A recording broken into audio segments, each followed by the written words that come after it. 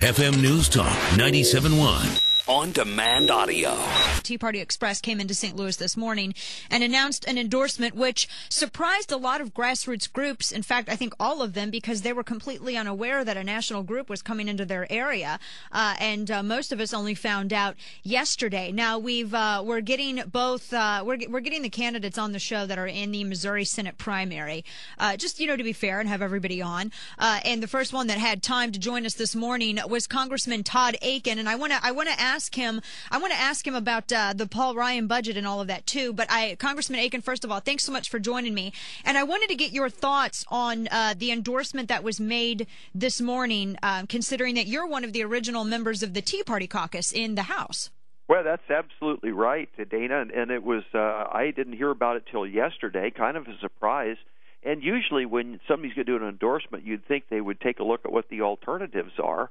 And I'm one of the 5 people that started the Tea Party caucus in the House, was very, very aggressive against Obamacare, continue to be. In fact, I just was a co-sponsor in the bills to get rid of the IPAB. That's basically the death squad that says you don't get any more medical coverage if you're too old, and some reforms in terms of tort reform and all of these things. And I'm rated the most conservative congressman of all the congressmen in the state of Missouri under different measurements. And so really to have this Tea Party Express from California come in and make an endorsement, they hadn't talked to me or checked on it, and they hadn't checked with a lot of the Tea Party leaders in our area. So it was kind of a surprise, but I guess it's not too significant in a way, because I don't know that California voters are going to help any of us in the primary.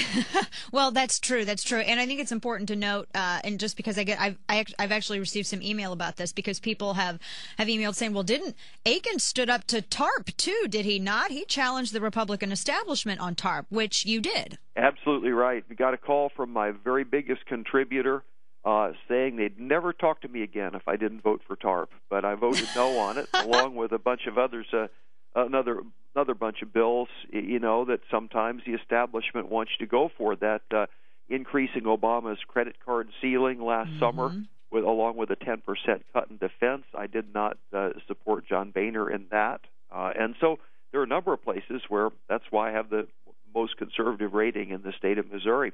So this is a bit of a surprise. Also, partly because we used to have a great big 4th of July party in our yard for 12 years or more, and sometimes as much as 5,000 or 6,000 people would come. So I felt like I've been Tea Party a little bit of a pretty good while, and was surprised at this. That's a lot of people to have in your front yard, Congressman. Yeah, well, it's surprising.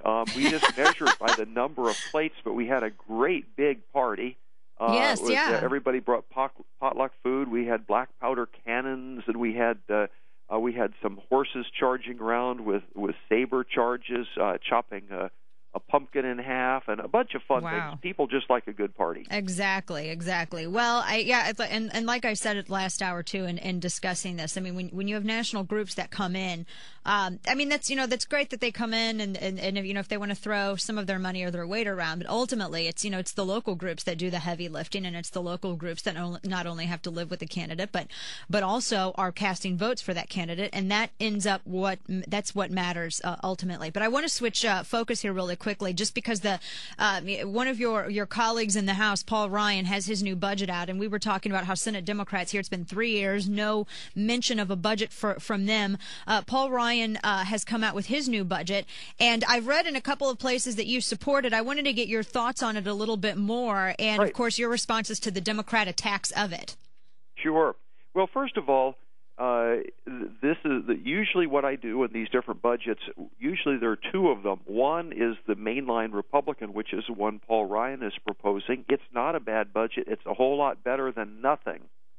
So that's one. And then there's also a thing called the Republican Study Committee, of which I've been a lifetime member, and they tend to come up with a more conservative budget, and I usually support that one as well. But let's just talk about the Ryan budget right now and some of the things that are in there. You're talking first off, right off the bat, that it's got $500 billion cut in the very first year. That's $500 billion cut right out of the first year, and it repeals Obamacare, which was very encouraging to us. It has no tax hikes in it. It continues with the model of patient-centered health care and not the government mandating that you've got one supplier for all health care.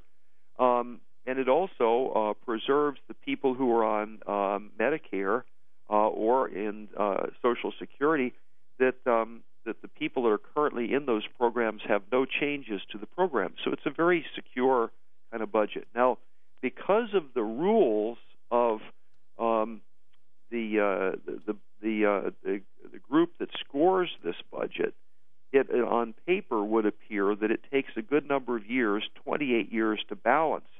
But the Office of Budget and Management, they have these rules which don't take into the effect of the economy growing. And with the measures that this is talking about, this is a budget that a lot of conservative economists would say quite probably could balance in 10 years, which I think is at least a minimum goal that we should be shooting for, hopefully more than that. But it still is a pretty solid budget.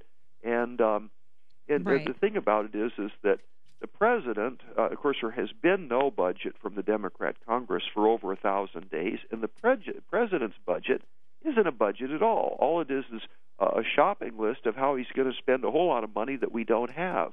Exactly. A budget in its nature has to have a balancing mechanism, or you don't call it a budget. And so those are some of the details. Now, I know that your possible opponent going into the general election, Senator Claire McCaskill, has said that all this does is just protect tax cuts for higher wage earners. That's all it is. Well, that's not true. First of all, there's a section in there which talks about what we want to do in terms of the taxes, but all this does is provide some very general guidelines. And the Ways and Means Committee has not written some bill to get to this, but the attempt is to do what many people are talking about, and that is a flatter and broader tax base, so that everybody pays something, but that the overall rate is lower. And right. the thing that it just can't be said often enough, Dana, is that this is an economic crisis that we can see coming. Sometimes, the economy tanks. We don't know why, and we have to react to something. Here is something where there's this massive economic crisis that we see clearly coming on top of us, and yet we have got so many people down here, particularly the Democrats. They just continue to act like politicians. They refuse to see the problem. They refuse to act, refuse to lead, refuse to avert a crisis. And there was a simple saying that somebody said one time. Somebody was doing something that was kind of hokey to help solve a problem. And their comment, they said, well, that's kind of a hokey solution. They said, well, I like what I'm doing better than what you're not doing. See, Democrats have done nothing on this. They see the crisis, refuse to act, refuse to lead. And what you see here is an honest attempt to say, given the political parameters and the economy the way it is, we think this is a pretty reasonable approach.